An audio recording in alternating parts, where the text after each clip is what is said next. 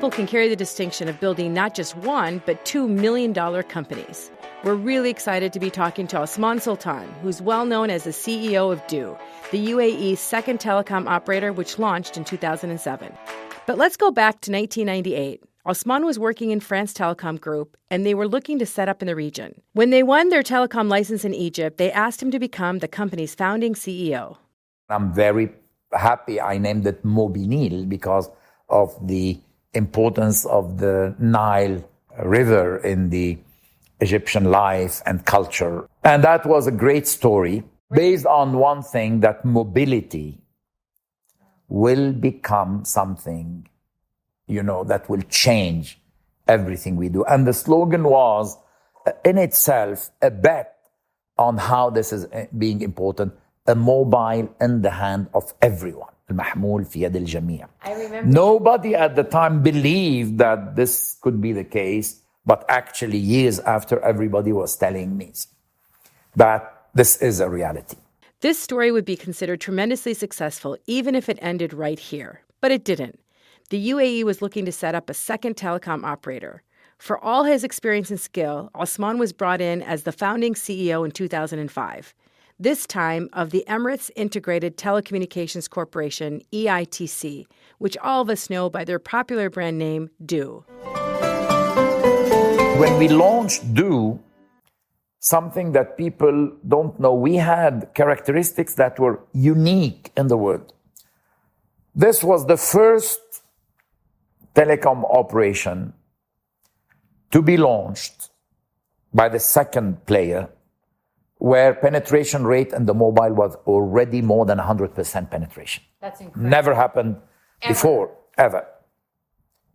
In Egypt, when the second player launched, penetration rate was not even, maybe it was 1%, not even. So that in itself was a big challenge. Mm-hmm.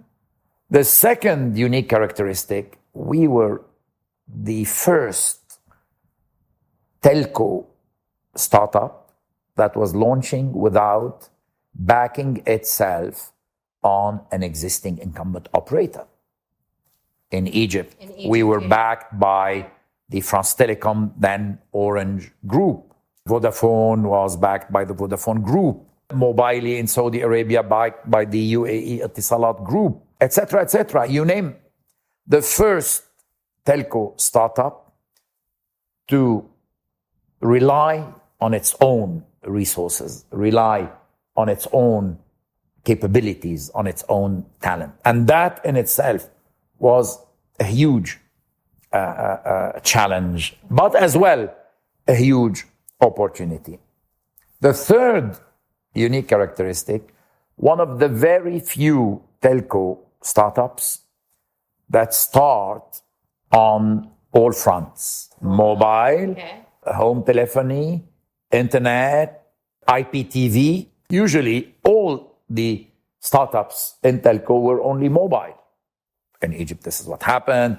And only after you have, competition starting on these fronts. We started on all these fronts. So from day one. From day one. So the challenge on the strategic approach, because of all these fronts, the challenge on the management of finding the right resources and managing these right resources, because not being backed up by any existing incumbent operator, and the challenge of creating a differentiation. I had to juggle with the three challenges, and I wanted to transform every one of these into an opportunity that will make us different. And journalists were asking me, what will be your recipe for, to succeed? Yeah.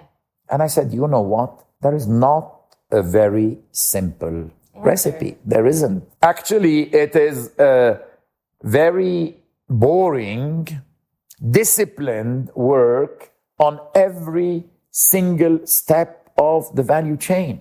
We have to do it well. We have to really make sure that we're doing things really well. So that's the way to do it. I used to tell them, with a smile, I'm sorry, I don't have, a card in my sleeve or a rabbit in a hat where in technology that nobody has or something. Yeah. Specifically, when, and credit has to be given where credit is, when we were competing with one of the strongest incumbents in the region, an incumbent that was going in other geographies and, flexing muscles. So we were in their home and their zoological territory. We were competing with them. So the story was, as I said, a huge opportunity and responsibility. And I believe that this is maybe the happiest years of my professional career. It was a great story, great challenges. When I see now the talented young women and young men that are working in this company, all the heart, all the passion that they're doing. When I see the results, and something that I'm very proud, that to my shareholders, whether it was in Mobinil in Egypt and now, year after year, I have been delivering better financial results over the last 20 years, where I have been 22 years being a CEO. I don't like just to think that we delivered only on the story. We delivered on the story and we delivered on the numbers and the results. What is perhaps the most interesting aspect of Du's concept in messaging is that the idea of add life to life still holds true a decade later. The first part in Egypt was related to the promise of mobility. When I started in Egypt, penetration rate was less than 0.1%. When we launched Du, penetration rate in mobile was already at 100%. So the mobile was already in every hand, and probably people had one in each hand and one in the pocket. So that was not anymore an expression of the vision. It was not anymore, I'm able to make calls, I can send messages. I can do much more in 2005 when we were starting and thinking about this. So the story shifted from you could add much more to everything in your life. Actually, you can add life to everything you touch in your life. You can add life to shopping. You will be able to do things differently. You can add life to access to knowledge, to access the things that I need to study in my university or in my school. That was becoming the heart. This is why it was needed to go in a different vision. And if you look at it, we're so proud because our vision, or first of all, the name, we went an extra, didn't have any more thing to do with mob or tel or com. Yeah. Because it's beyond. It was just beyond. And we were the first, and probably among the first in the world that got away completely. With that name. Actually, I didn't think about that till you just No, mentioned nothing. it. All the others, was more, even Mobinil. Now, not anymore. The Zain of this world, the Viva of this world moved away from that. We're very proud of the thinking that with the team we were doing, making sure that our differentiation will come from that. Our colors were different. The way we were talking to the market was different. And that, I think, contributed in the success and in delivering of the results, the financial result that we delivered. Because Osman has been sitting in the front seat on how technology has evolved in the region, he's probably the best person to give us perspective on where it's going next. It's good to read a little bit the past. Mid-90s, there is this thing called the internet. If you remember, we started going, what were we doing when we were going on the internet? I was checking the news. You were searching for something. Google launched in 1996. Exactly. And if you see, most of the sites or the destinations were search engines. We were checking and reading. So I dare to say, we used to go to the internet like we go to a library. Early 2000, we started buying things on the internet, booking for an airplane ticket. So we started going to the internet like we go to a shop. The real change that really created this momentum, incredible momentum, is when mid-2000, with the Facebook of this world, etc., We started going to the internet like we go to a cafe.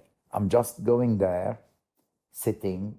I'm looking to what this guy is saying, what is she wearing, what these guys are eating. They were, that today they went in this restaurant. They had this pizza that I really like, or they had this dish that I really.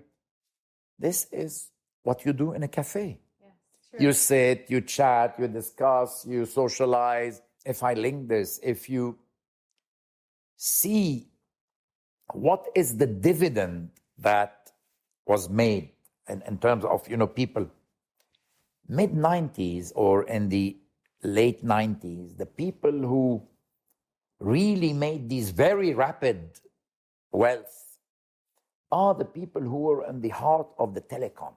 Carlos Slim, the Ambani and Mittal in the Sawiris and the Mikati in this region, the Mobrahim, all these people that were just betting on what? Customers. Because every customer was paying directly. Few years after, you see the people who started having these valuations going and skyrocketing are the people who were in this social networking things where it is the data dividend.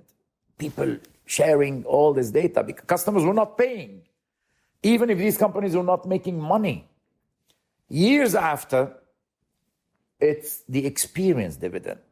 People who are just, their value proposition is to tell you, you know what, you take a taxi, now I'm proposing to you a whole different experience to take a taxi. Mm-hmm. The Uber of this world, the Airbnb of this world. It shifted from where the value as well is.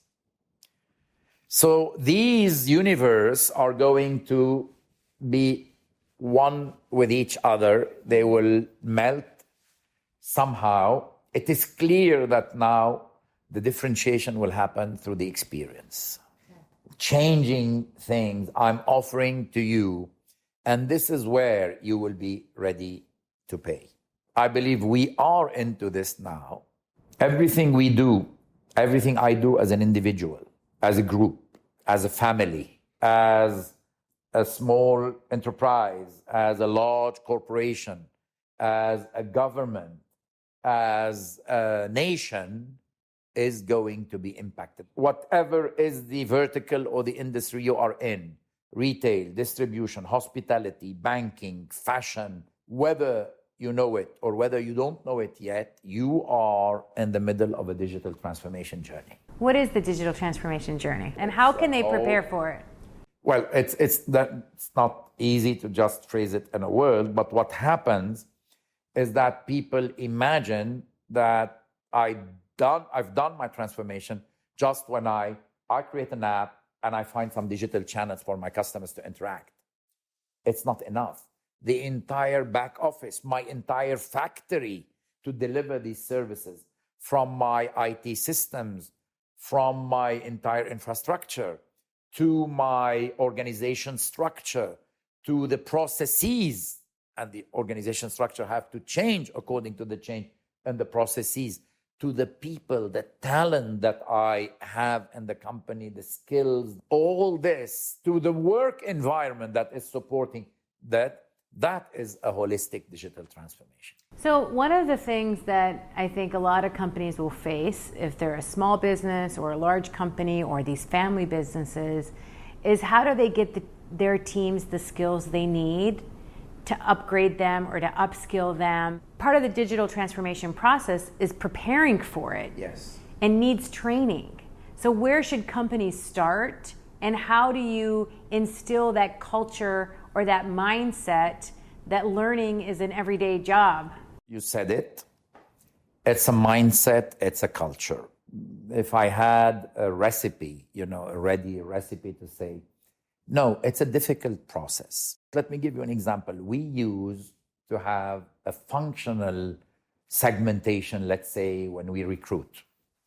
You have people marketing, you have sales, you have your IT, you have your infrastructure, you have finance, you have HR, etc., etc. Now you have, I would say, horizontal skills that have You need people that have skills in artificial intelligence, and that's across the board. People that will learn about data analytics across these various functions. It's not only the people who are dealing with this, no, across the various functions in the company. There is an uplifting of the skills you have in parallel with a change of the way we look at our organizations, the traditional way we look at our organization structure. This is why for all these internet companies, these Silicon Valley's company, it was much easy to work on a white piece of paper. And I had the opportunity to work on a white piece of paper 2 times. I'm the founding CEO of 2 major companies that became really multi-billion dollars company. But we were already in the track of telecom. It's only recently that we're bringing people from retail, from customer experience, people who come from the luxury world, people who come from the airline industry, people who come from banking, etc., because customer experience is at the heart of what you do. And guess what? People are not going to compare you as a telco and compare you with the other telco company. They are going to compare you with the last best experience they had with a Careem or an Uber or Talabat or Deliveroo. That is such an important point. And this is why the benchmark frame is changing completely. Customer experience. People want to have a good experience. That's the differentiation that you can bring. As a founding CEO twice over, I wanted to get Osman's advice to all the young entrepreneurs out there. You know, I usually don't give lessons to entrepreneurs because I don't consider myself as a real entrepreneur, although very often people refer to me as such. No, you've built. Yeah, but there is a difference when you take all what you have and you put your life. At the end, I'm an employee. I had 2 great experiences of startups, but, out of the comfort of my executive package and compensation. So I like to be humble. And I am so thrilled when I see these young men and young women leaving everything, taking everything they have and going after their bet. So the first thing when I interact with them, I tell them, you have to be stubborn on the vision you have. Really? Flexible on the execution. Why is that? Because the ecosystems are changing constantly. So you think that this has to be done this way? No. Don't hesitate to frame it a little bit, to frame it differently, and just do it in a different, adapt, be flexible on the execution. Ruthless on the accuracy of the execution, but flexible on the frame of this execution. I tell them this.